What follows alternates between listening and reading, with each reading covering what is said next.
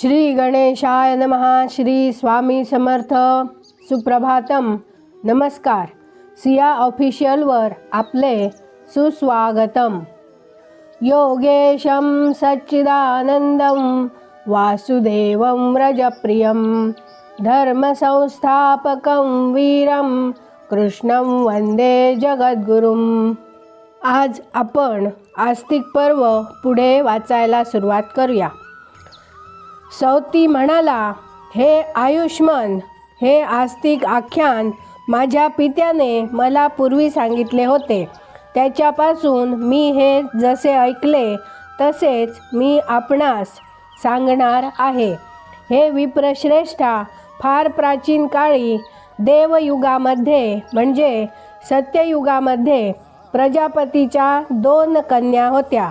त्या दोन्ही भगिनी पवित्र आणि अत्यंत रूपवती होत्या. कद्रू आणि विनता अशी त्या 2 बहिणींची नावे होती आणि त्या दोघी कश्यप मुनीच्या भार्या होत्या. तेजाने प्रजापतीच्या तोडीच्या असलेल्या कश्यप मुनीने संतुष्ट होऊन मोठ्या आनंदाने आपल्या त्या 2 भार्यांना एक वर दिला. आपल्या पतीने आपल्याला अतिशय उत्कृष्ट वर दिला आहे असे समजताच कश्यप मुनींच्या त्या 2 भार्यांना उत्कट हर्ष झाला आणि पतीवर त्यांची फार प्रीती जडली.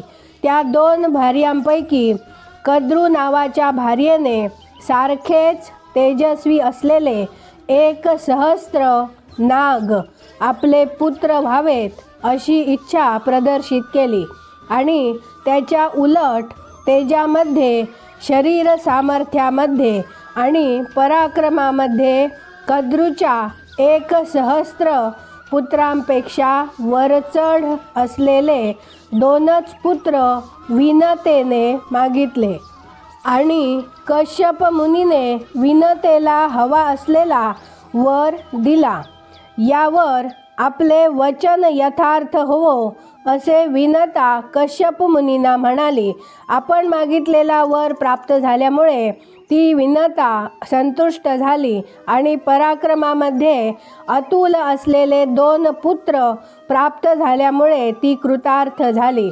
इकडे कद्रूसुद्धा समान तेज असलेले 1000 पुत्र प्राप्त झाल्यामुळे तशीच कृतकृत्य झाली. यानंतर वरांची प्राप्ती झाल्यामुळे आनंदित झालेल्या आपल्या 2 भार्यांना कश्यप मुनी म्हणाले, या गर्भांची अतिशय काळजीपूर्वक जोपासना करा. त्यांना अशा प्रकारे आदेश देऊन कश्यप मुनी वनामध्ये निघून गेले.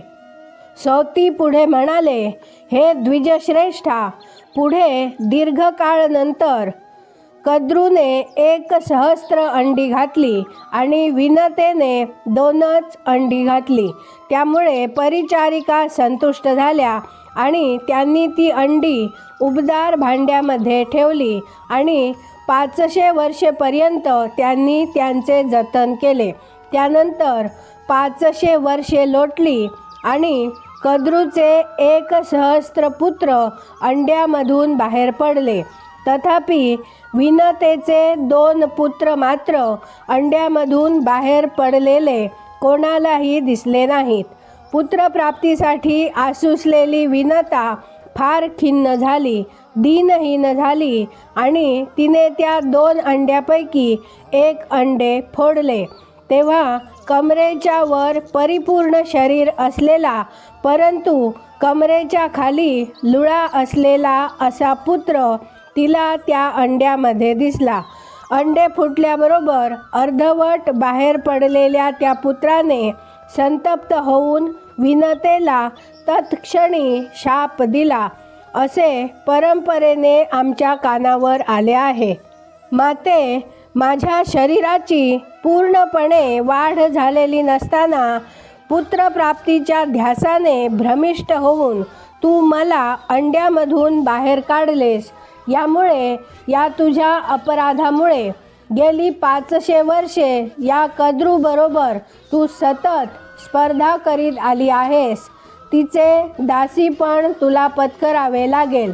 पण अंडे फोडून तुझ्या दुसऱ्या पुत्राला माझ्याप्रमाणेच अपंग अवस्थेत जर तू बाहेर काढले नाहीस तर तो मात्र तुला दासीपणापासून मुक्त करील.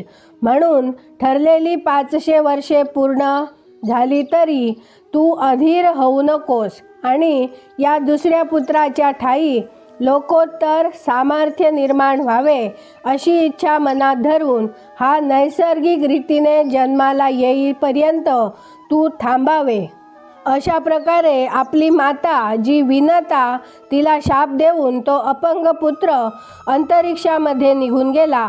हे विप्रश्रेष्ठ, प्रभात काळ झाला असता आकाशामध्ये जो अरुण दिसतो तोच हा विनतेचा अपंग पुत्र होय. हा अरुण सूर्यांच्या रथावर बसलेला असतो आणि तो सूर्याचे सारथ्य करीत असतो.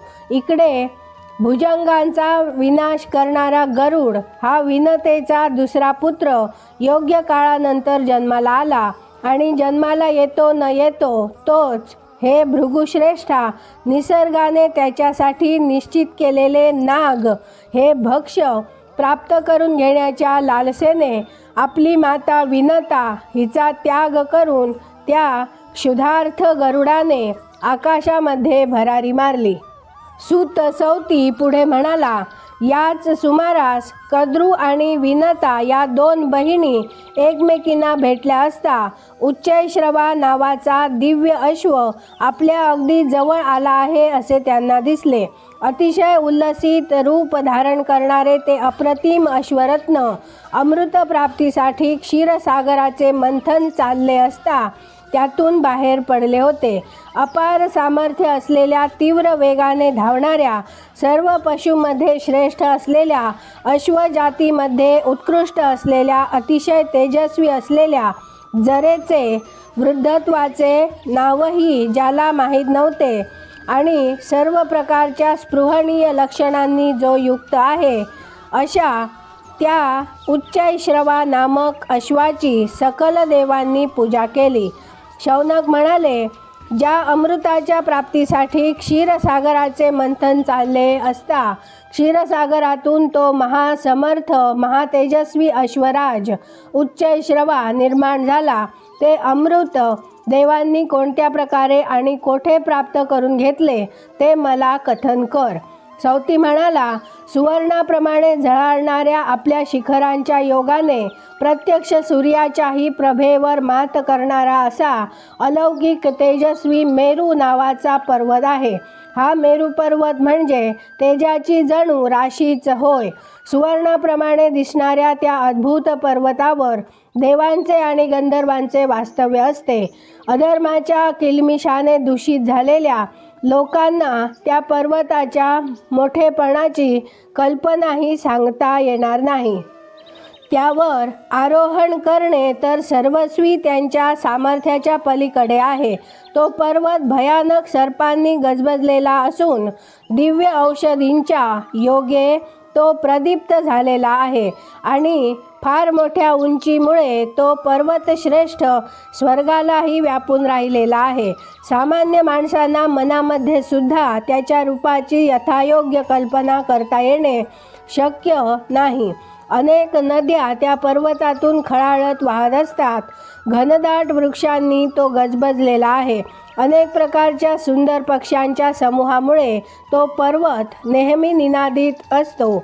असंख्य रत्नांनी मढविलेल्या त्याच्या कल्याणकारक व जवळजवळ अंतहीन अशा त्याच्या फार उंच शिखरांवर सर्व महातेजस्वी देव आरूढ झाले आणि तपश्चर्येने व नैतिक सद्गुणांनी युक्त असलेल्या त्या देवांनी त्याच्या शिखरावर एकत्र जमून अमृताची प्राप्ती कशी करून घ्यावी याविषयी विचार आरंभिला.